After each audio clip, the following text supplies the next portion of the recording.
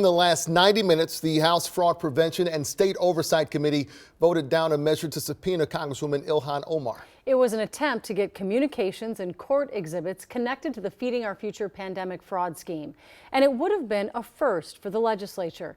Lou Raguse leads us off live from the Capitol. Lou?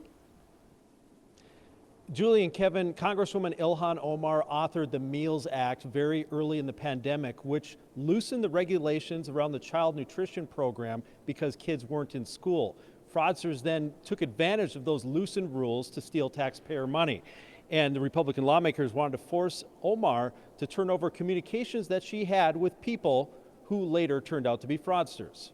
In last year's trial of Amy Bach and Salim Saeed, two of the top fraudsters in the $300 million Feeding Our Future case, the jury saw this video of Congresswoman Ilhan Omar serving meals at Saeed's Safari restaurant, which prosecutors said was Saeed's attempt to make it look like his operation was legitimate. Her office or her staff was named in multiple trial exhibits. GOP Representative Kristen Robbins learned that besides that, Omar's staffers were named in other trial exhibits the jury never saw, and she wanted to subpoena those emails from the Congresswoman herself. Representative Omar had some role, whether inadvertent or not. She passed the Meals Act in March of 2020, and that took the guardrails off the federal school nutrition program, which created the conditions for Feeding Our Future. When contacted by KARE 11 News, Omar's office pointed out the Meals Act passed with bipartisan support. And when she learned of the fraud, Omar wrote a letter to the USDA demanding answers.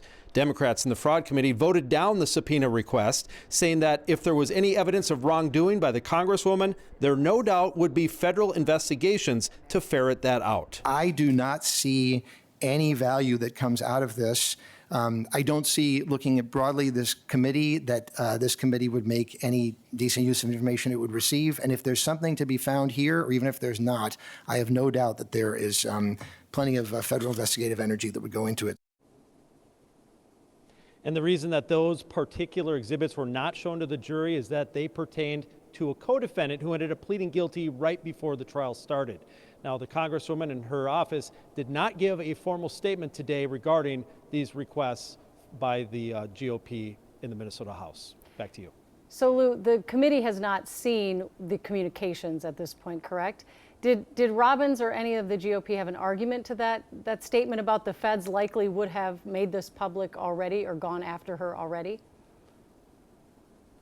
Basically, what the Democrats in the committee were saying, that if the federal investigators who do the investigation believed that there was any wrongdoing, obviously Congresswoman Omar is a target of Republican leadership, and they would definitely go after that. They apparently have not, or if they are, we just don't know about it right now. Right. And the point was that this legislative committee doesn't have really investigative power, so they wouldn't have something to do with it if they got it. And was there, I'm just wondering, was there a response to that from the Republicans on the committee or no?